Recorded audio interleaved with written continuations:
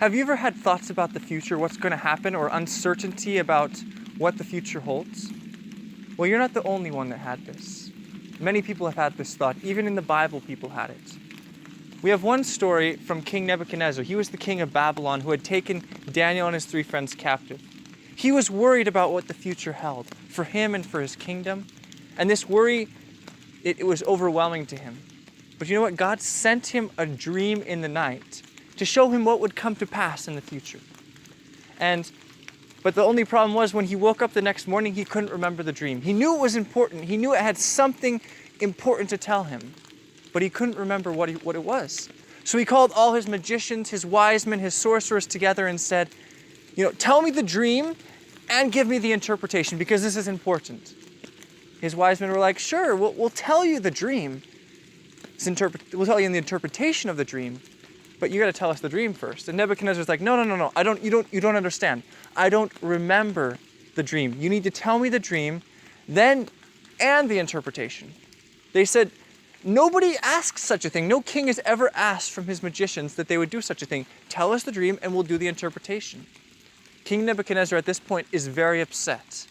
And he tells them, either you tell me the dream, then you'll and the interpretation, and you'll get lots of money, you'll have lots of power, or you don't, and I'll kill you. You have 2 choices, that's it.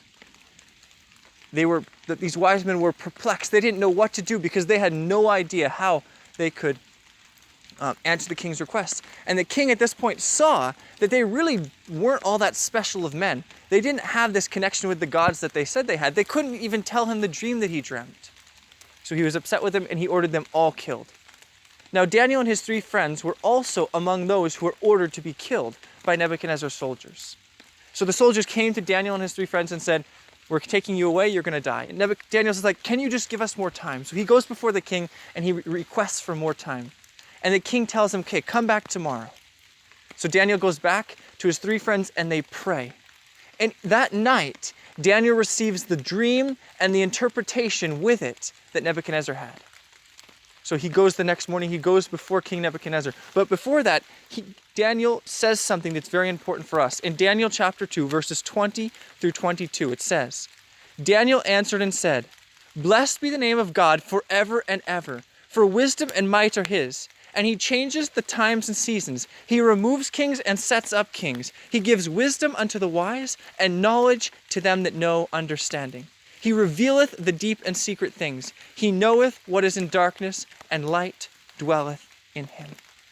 Daniel knew that the God he served was the one that knew the past, and he knows the present, and he knows the future. He knows what will happen before it happens. He is the one that writes history. He is the one that sets up kings and removes them.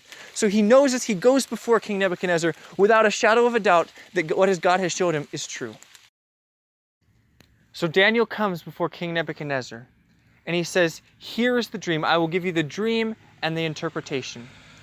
So he starts with the dream, and he shares, and he says, you, O king, in your dream you saw a statue with a head of gold, with chest and arms of silver, with a belly and thighs of bronze, legs of iron, and feet of iron and clay. And then you saw, as it were, a mountain, and you saw a stone cut out without hands from the mountain that came and struck the image on its feet and destroyed the whole image into powder, and that it would blow away.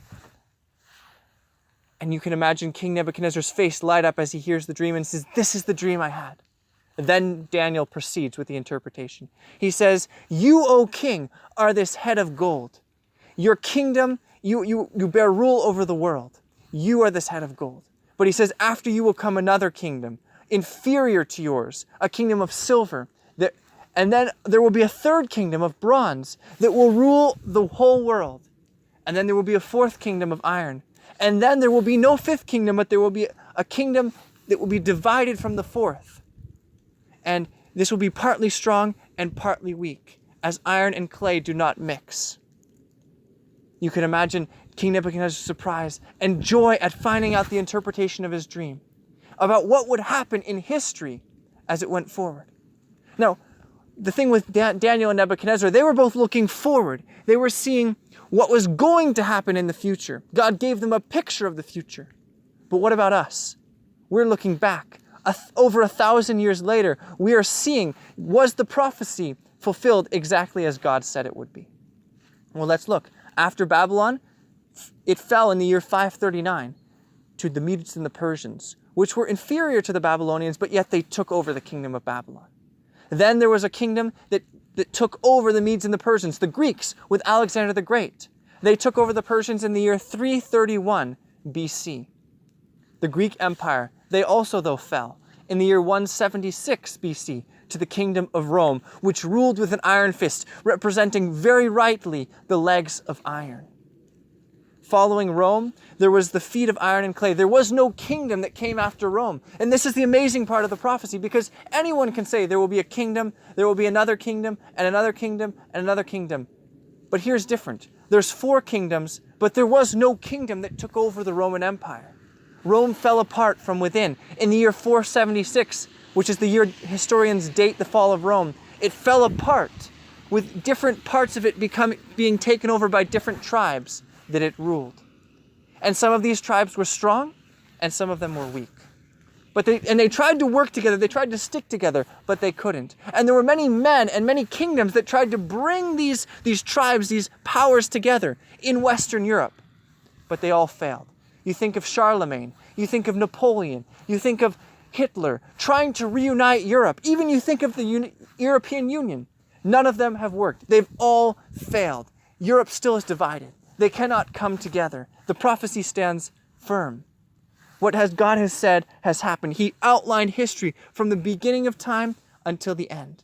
God is the one that knows the end from the beginning. He is the one that has the secrets. He is the writer of history. He sets up kings and he removes kings. It is in his hands. So we have nothing to fear for the future. Why? Because God is the one that writes it. And he has given us his word so that we may know the future before it happens. And we have very much evidence of what God has done in the past that we can know that we can trust him in the future, as did Daniel. And because we can trust God in the future, we know that the last part of the vision, the last part of the dream is also true and will be fulfilled, as has the rest of the dream. This stone representing the kingdom of Christ, coming to destroy the kingdoms of this world and to set up a kingdom that will be an everlasting kingdom that has no end. Because the rest of the dream is certain, we know that this part will be certain as well. Jesus is coming soon. We are living at the very end of this earth's history. And we can be assured that as the rest was fulfilled, so will this be.